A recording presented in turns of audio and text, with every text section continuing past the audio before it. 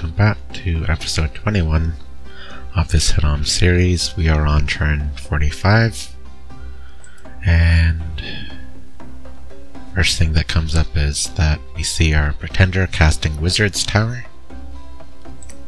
It's on this throne. I think last episode the turn was edited so it wasn't reflecting what I actually did, so last turn my pretender casted this remote tower on this province. So before anything else, the idea behind this is to lock down this throne province since well, we're at war with Berytos and thrones are needed to win.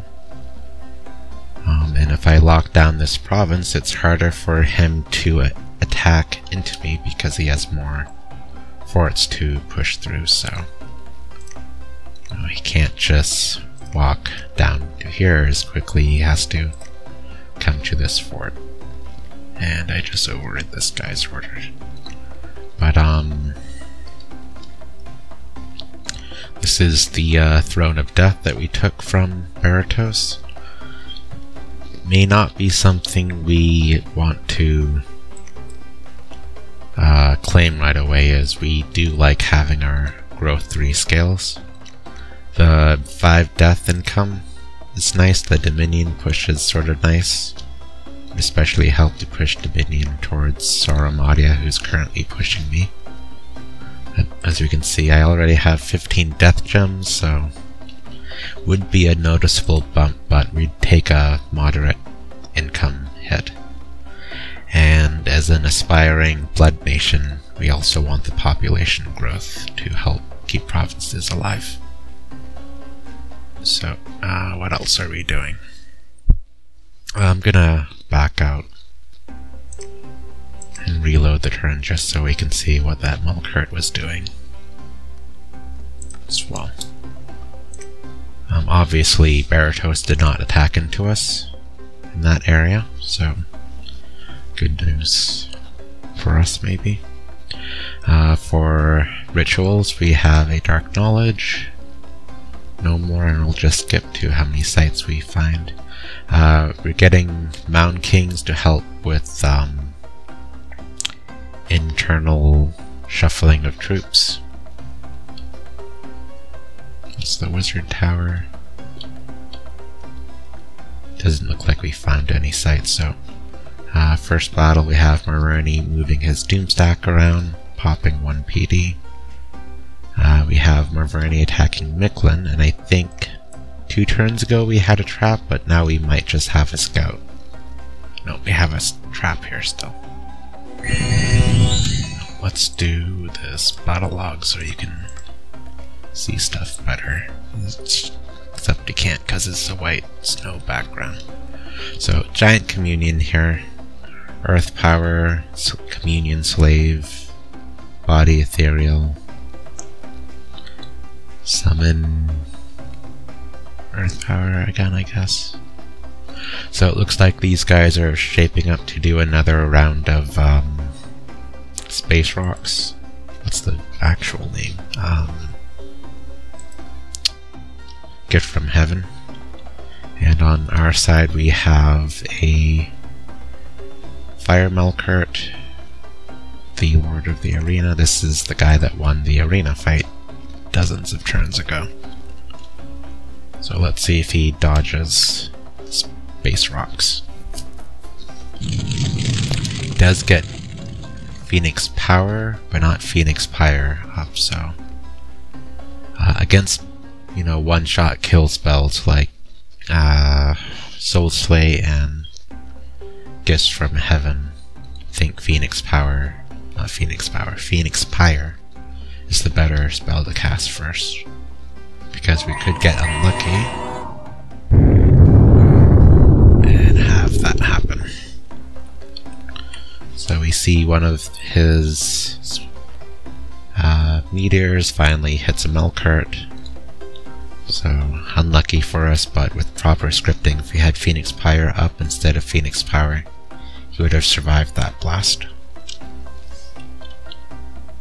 So, rip Melqart.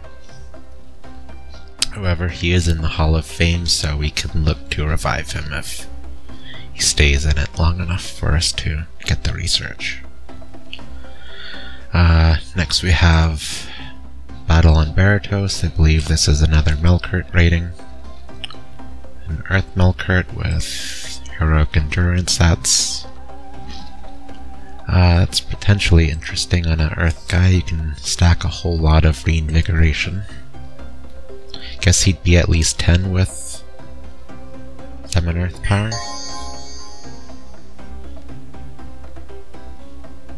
Could make for an interesting spell casting super combatant if we stacked Earth boosters on him.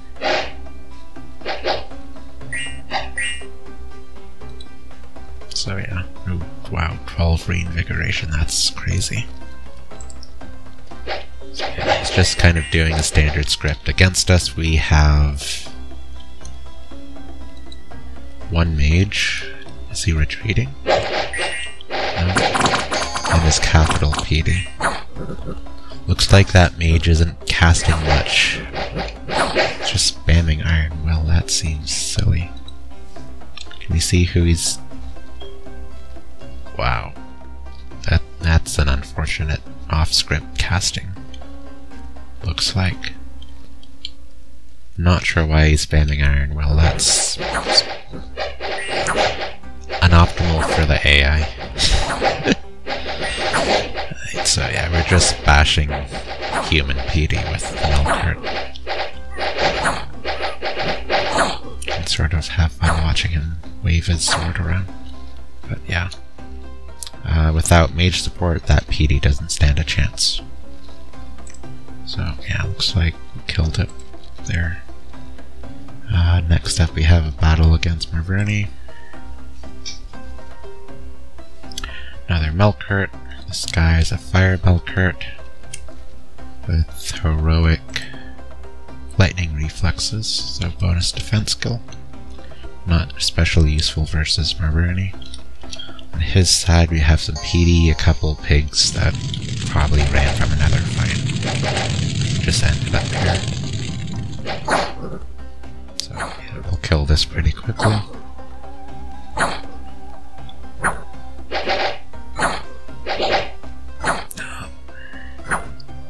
That's that.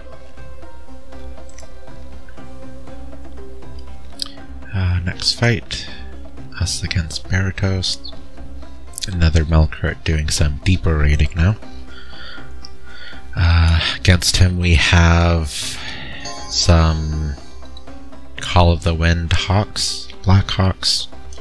So this is a blood hunting province and it's also forted, so don't see any blood mages here. This is just gonna be another easy victory outside of some crazy DRN crits. But yeah, easy victory. It is nice to kill these Black Hawks or just like bounce them as well, as it kind of well, when you win the fight they retreat all over the place, so even though like half lived, they're scattered around several provinces, so it's hard to regroup them to use them for blood hunting again. We see Atlantis attacking a throne. That is a whole lot of kills. Let's see what he does. So he has, what are these? Basalt Kings, I believe these are capital mages. Probably remnants of, not remnants, but mages he used to fight Marverni in that fort a turn or two ago. So are we gonna have a thug script out of him? This guy casting Blessing. I guess he has a couple guys. One guy who's not auto-blessed. He's using these flasks of holy water to like auto-bless him. You can see his blesses, shock resistance, fire resistance, magic resistance, regeneration, and Farcaster. Kind of makes him pretty durable as thugs, as well as combat mages. Against him, a whole bunch of vine people, human militia, light infantry. Has a great mother. Casting swarm, some self buffs probably. Iron Will is being cast by Atlantis.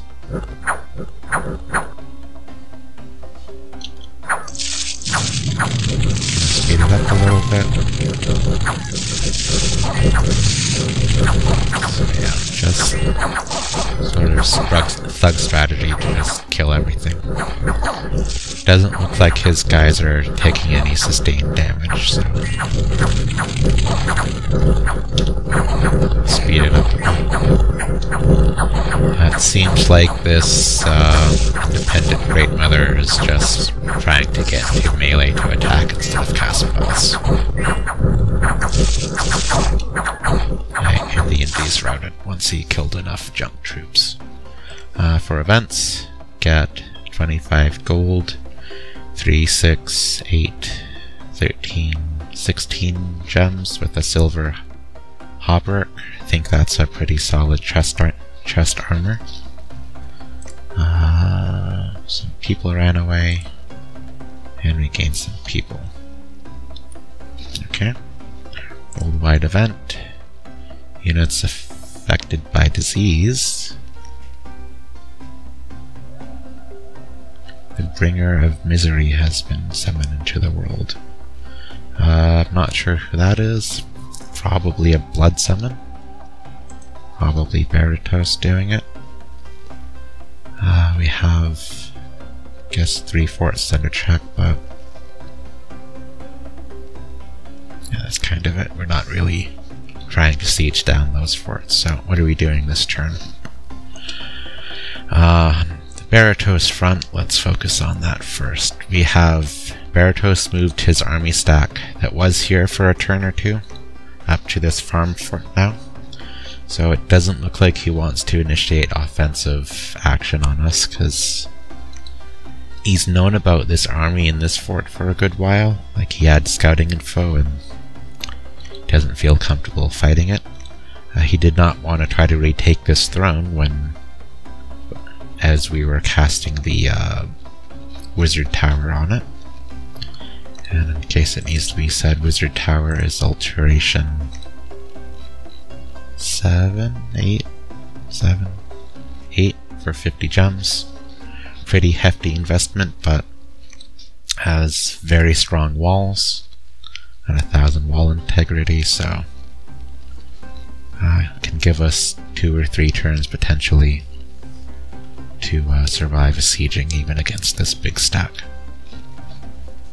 So for these Melqarts, we are doing some more raiding on these unsafe provinces. Here we see brides in waiting and some sheds, so this looks like a province where he's doing his national unique summons that we also share, so the sheds. And don't know if we've seen the sire out of him, but so that probably means this place is labbed. There's not much for defense that we can see there, so I guess we'll sort of see what's there. But yeah, we see Berytos has a whole lot of forts. He's very secure in his little turtle shell of defenses. Is that 1, 2, 3, 4, 5, 6, 7 forts on what's, or 8 forts I think, and what's about 12 or 15 provinces total, so he definitely can't produce enough mages out of each fort each turn on his golds. But you know, forts are nice if you have the spare gold to just get some administration bonus to get a small boost to your gold income. which is what the administration bonus does. Is read on the bottom, it provides bonus to tax collection efficiency. So yeah, 2 Melqarts bouncing or raiding up here. Here we have another Melqart. I think we're swapping to Phoenix Pyre now on people. Let's see if we fix our mistakes over here. Yeah, we're switching to Phoenix Pyre first, since once we have that up, bouncing Maverni is less of an issue. For raiding, have a small commitment raid out of this Fire Army. He's going to do Phoenix Power, Fire Elemental, Phoenix Pyre. Not sure the Phoenix Pyre is useful on a combat mage, retrospectively. After this script, he's going to be fatigued out. Here we're raiding with another Fire Army, trying Fire Cloud instead of Fireball, just to sort of learn how it works out.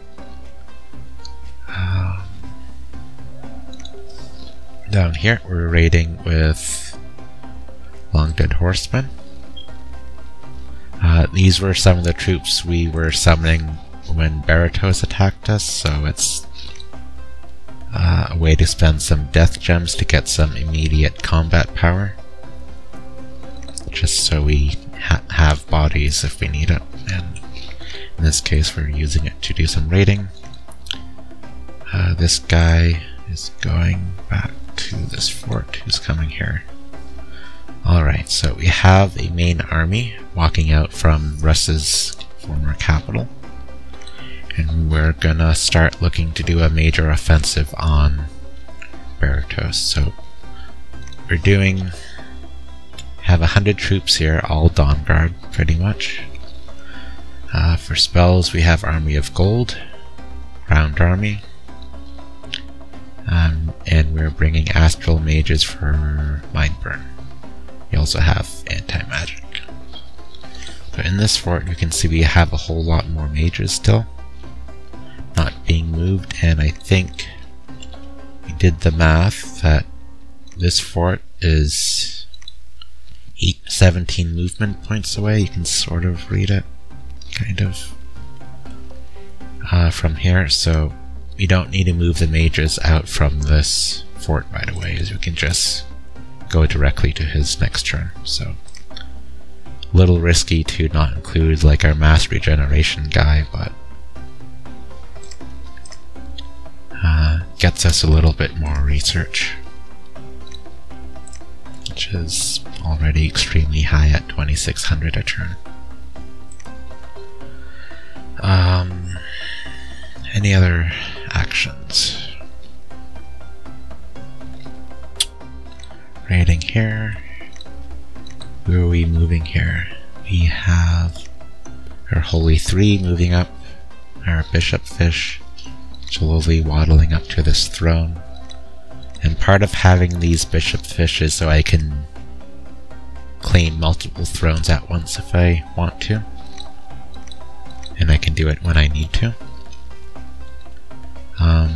But for the most part, we're continuing with a strategy of sort of being defensive against Maverni. We're not focused on taking any major fights with him for now.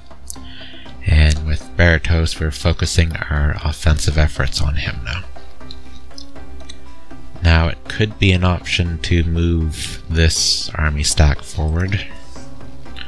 You can see we have, I think, about 55 Dawn Guard, some Long Dead Horsemen. But that's not going to be enough to handle this army in a straight up fight if we start sieging him, so we're just going to play defensive for here for now. We also have Evocation 7 coming up. That's our next major combat spell, Firestorm. So that in combination with Armies of Gold will make it very difficult for people not prepped against the big troop buffing and the battlefield clear to survive it. But we do see Berytos has a lot of devils, a lot of blood summons, so he can definitely put up a big defensive effort. Tech-wise, I'm not sure if we've seen a lot of his tech yet. I think we obviously know, like, he's blood 7, blood 8. Is that blood 8? Yeah, he's at least blood 8. So he does have good tech, we just don't know what else he has with the blood 8. I think we're also slowly walking up troops towards the Merverni front.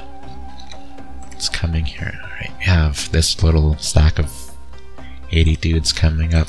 This guy is moving a Sayer up, so I am moving forces to prepare to fight Merverni and take these 2 forts.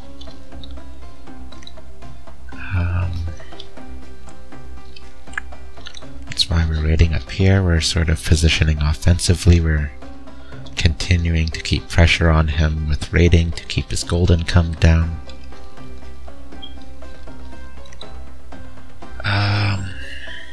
Building a fort here on this throne in case it wasn't mentioned. Got some patrolling there.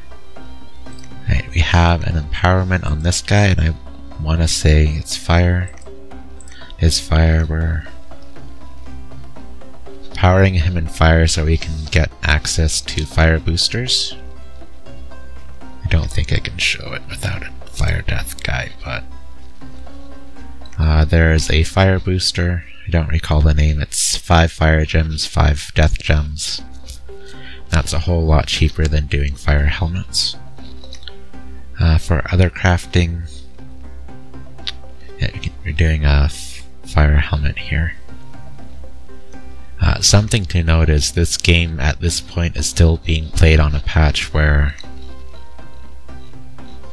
Firestorm cost 5 gems, not 3. So you did need both boosters to... not both, but you did need at least 1 booster to cast it with Fire 3 mages. Right? So right now the only people that can cast it are these guys or my capital mages, and you can see here this Fire 3 is equipped with a astral booster so he can cast teleport, and he's walking to 70 or moving to 77 here. We're also equipping him with a coral blade to boost up his base HP to help him survive a fight in the future. Yeah. So this, at the time, this Adept of the Golden Order throne was super helpful. I did not need to use cat mages and hope to roll Fire 3s. That's not a good example. This guy is. And hope we didn't have to roll Fire 3s, so we're not dividing up recruitment between Melqarts and balls to the extent we would have had to without that throne.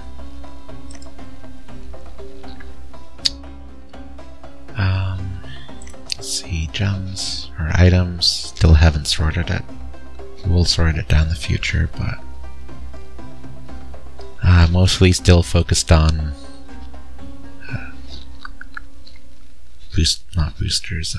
Melqart combat gear. You can see we have a flying carpet to help with mage mobility for the bishop fish. Bishop fish don't have feet slots, so this is the only alternative to boost up their map movement. We are working up more fire boosters to get ready for a firestorm. Not noticing much else here going on. Global situation is the same. So I think that covers it for this turn. Still have the patrol trap on Russ. Excuse me. These Great Hawks were 7 maybe a little while ago, or very recently, I'm not sure, but they're just patrolling to get unrest down in some places. Like, I think this province has some type of unrest site in it. I guess looking back, I don't think at the time I was thinking about doing remote site searching with fire blood, which could have revealed it so I could see what site it was. But thinking blood, don't know the name. Vernal Circle maybe? No.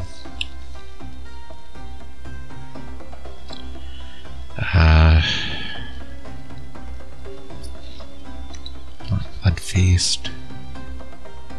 I don't know, there's a blood spell somewhere that lets you do remote blood searching.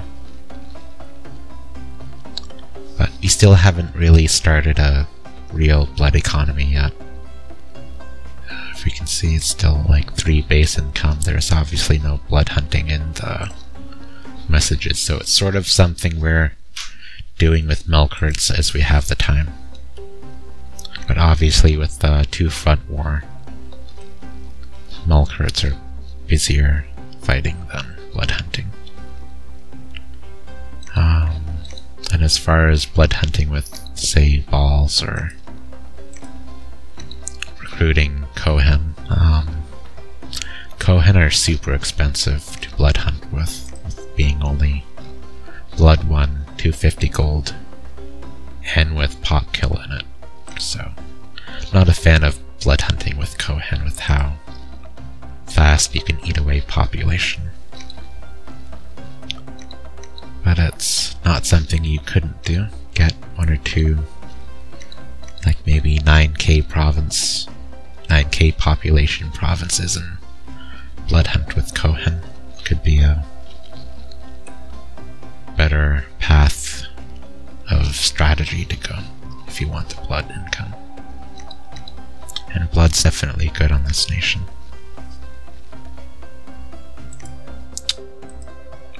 I think I'm rambling a bit, so let's end it here. Thank you for watching. See you next time.